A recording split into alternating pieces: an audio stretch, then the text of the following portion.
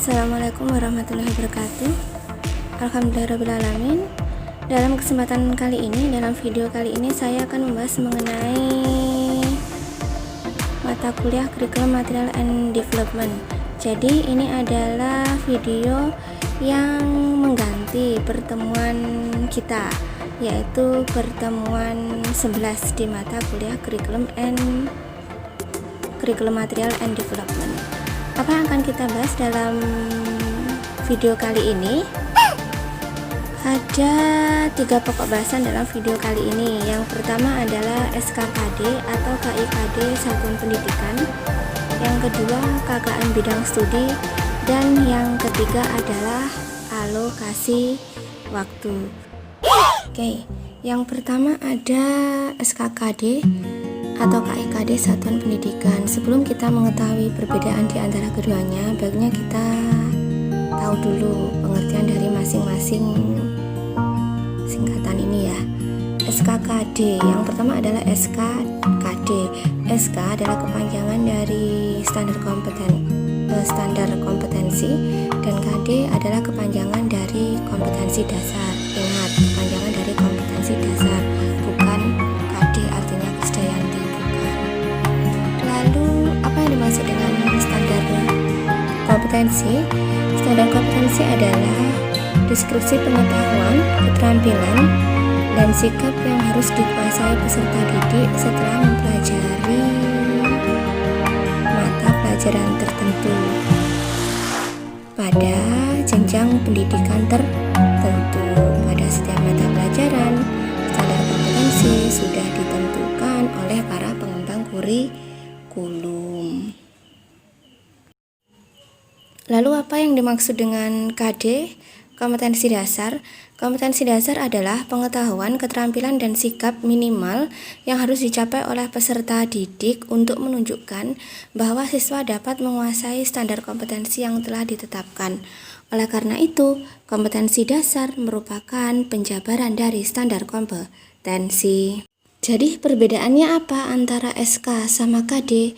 Kalau SK itu adalah target-target yang harus dikuasai oleh peserta didik, sedangkan KD itu adalah target yang sudah mampu dicapai oleh peserta didik. Katakanlah KD itu adalah target minimal yang sudah bisa ditunjukkan oleh peserta didik.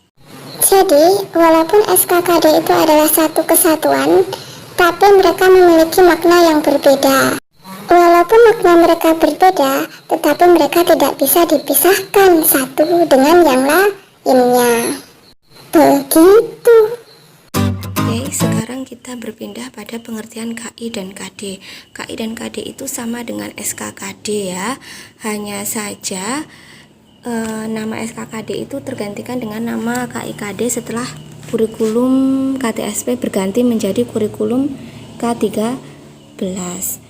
Apa yang dimaksud dengan KIKD?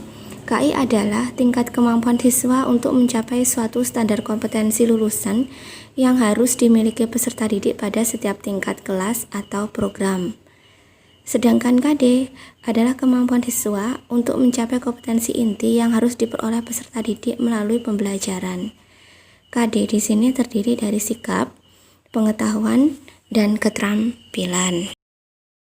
Perbedaan dari KIKD adalah kalau KI itu adalah kemampuan yang sudah dimiliki oleh peserta didik, sedangkan kompetensi dasar adalah kemampuan yang harus ditunjukkan oleh peserta didik melalui proses pembelajaran. Jadi, KD itu adalah kemampuan dasar yang telah termodifikasikan oleh proses pembelajaran. Oke, selanjutnya kita akan membahas mengenai perbedaan dari SKKD dan KIKD. Yang pertama, kalau SKKD itu ada dalam kurikulum KTSP, sedangkan KIKD itu ada dalam kurikulum K13. Itu jelas ya. Perbedaan yang kedua adalah kalau SKKD itu berbeda di tiap mata pelajaran. Jadi setiap mata pelajaran itu punya SKKD sendiri, beda, tidak bisa disamakan antara SKKD mata pelajaran satu dengan mata pelajaran yang lainnya. Sedangkan kalau KIKD itu berlaku untuk semua mata pelajaran. Kenapa bisa begitu? Karena di kurikulum K13 pelajarannya tematik, sehingga satu mata pelajaran tematik itu memiliki beberapa mata pelajaran yang terkait satu dengan yang lainnya. Walaupun jika ada memang ya mata pelajaran yang berbeda, KIKD-nya itu tetap sama. Kenapa? Karena di kurikulum K13 itu mempertimbangkan aspek kemampuan psikologis peserta didik.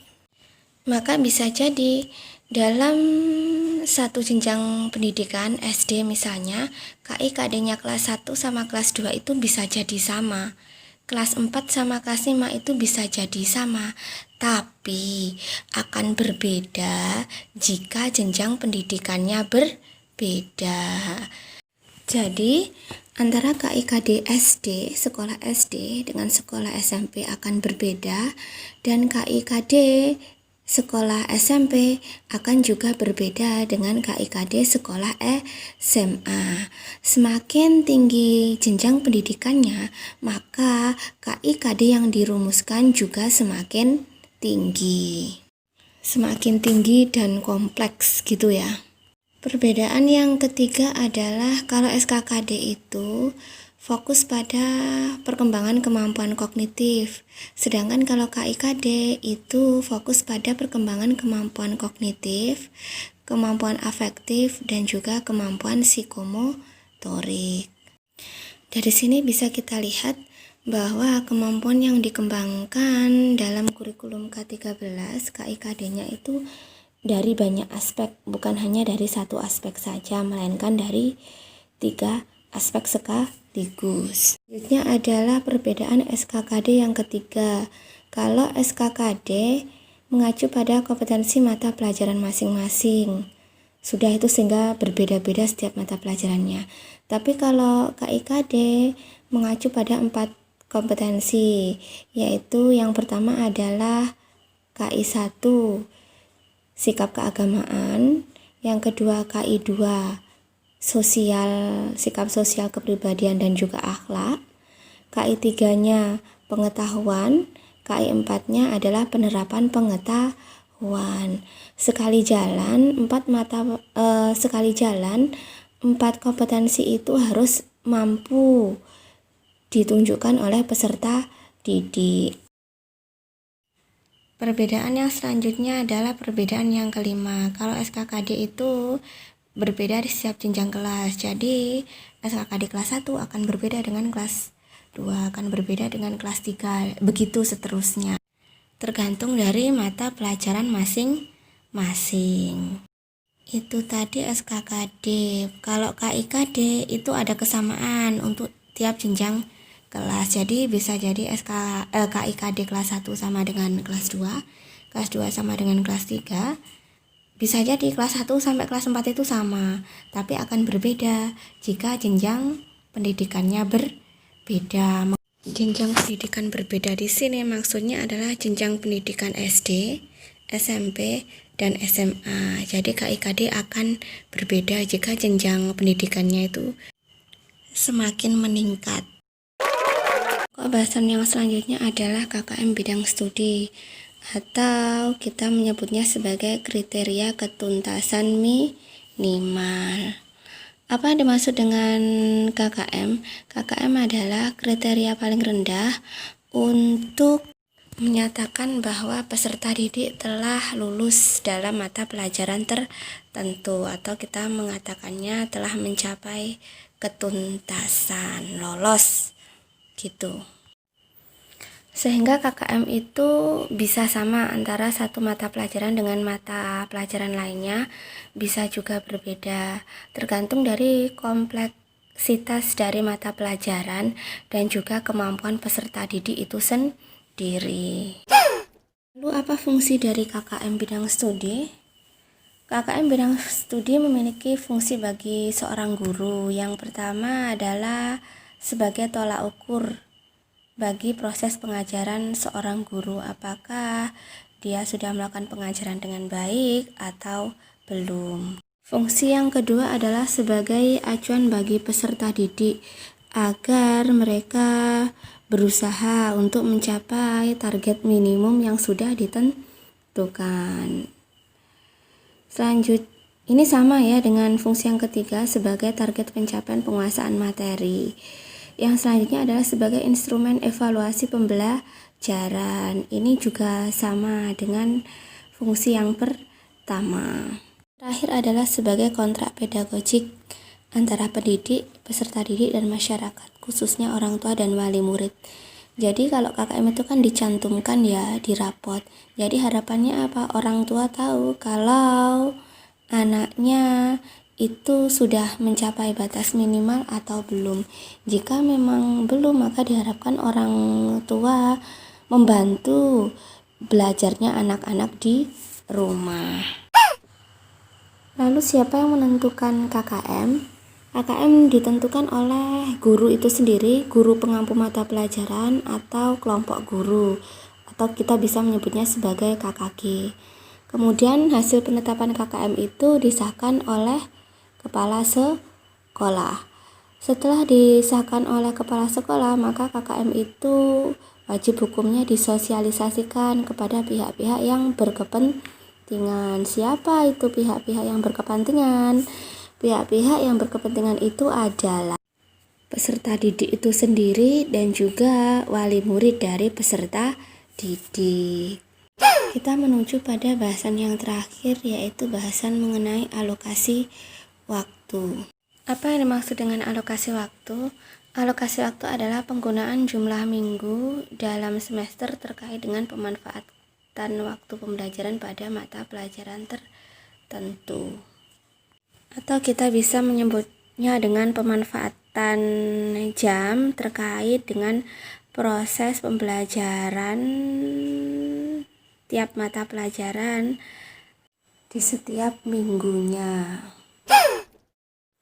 Sehingga kalau kita mau menghitung alokasi waktu pembelajaran, kita harus tahu yang namanya kalender pendidikan Kaldik. Waktu minggu efektif, minggu tidak efektif, dan sebagainya. Kita juga harus tahu yang namanya struktur kurikulum untuk melihat alokasi pelajaran per minggunya.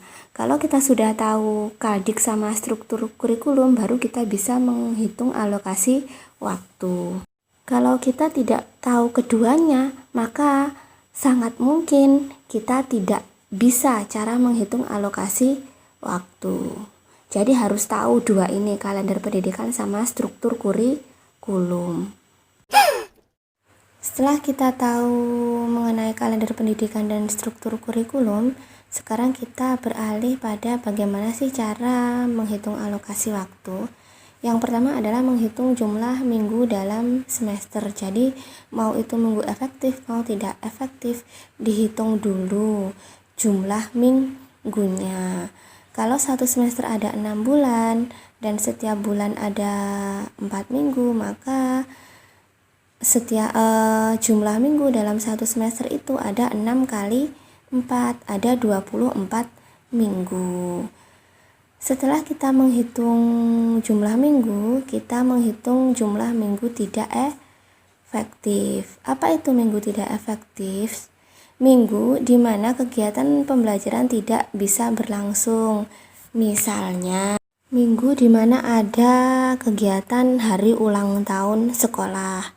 Minggu di mana ada kegiatan besar agama. Minggu di mana ada kegiatan bulan Agustus atau kita menyebutnya Agustusan. Itu adalah minggu-minggu tidak efektif. Kalau kita sudah tahu jumlah minggu, jumlah seluruh minggu dalam satu semester, sudah tahu jumlah minggu tidak efektif, lalu kita move on, kita mencari minggu efektif. Dengan cara gimana? Dengan cara jumlah minggu satu semester dikurangi dengan jumlah minggu tidak efektif. Maka itu nanti akan ditemukan minggu efektif. Kalau sudah ketemu minggu efektif, lalu kita melihat alokasi waktu mata pelajaran per minggunya yang tertera pada kurikulum. Kalau kita sudah mengetahui alokasi jam untuk mata pelajaran yang akan kita ampu, misalnya seminggu 2 kali, maka kita tinggal mengalihkannya dengan minggu efektif. Akan ketemu dalam satu semester itu mata pelajaran yang kita ampu totalnya ada berapa jam. Kalau itu sudah ketemu ya total jam mata pelajaran yang kita ampu setiap semesternya, lalu kita melihat KD-nya ada berapa. Baru setelah itu jumlah jam, total jam itu dibagi KD-nya. Dari situ kita akan tahu apa pembagian jam berdasarkan KD-nya. Kalau biasanya kalau KD-nya kompleks, jamnya lebih banyak. Tapi kalau KD-nya mudah, maka jamnya lebih sedikit. Yang jelas adalah pembagian alokasi waktu itu tidak melampaui apa yang sudah tertera di kurikulum. Jika di kurikulum hanya 1 minggu 2 jam, maka ya sudah 2 jam itu untuk KD yang telah ditentukan. Saya rasa cukup sampai di sini presentasi dan pemaparan saya mengenai SKKD, alokasi waktu, dan juga KKM.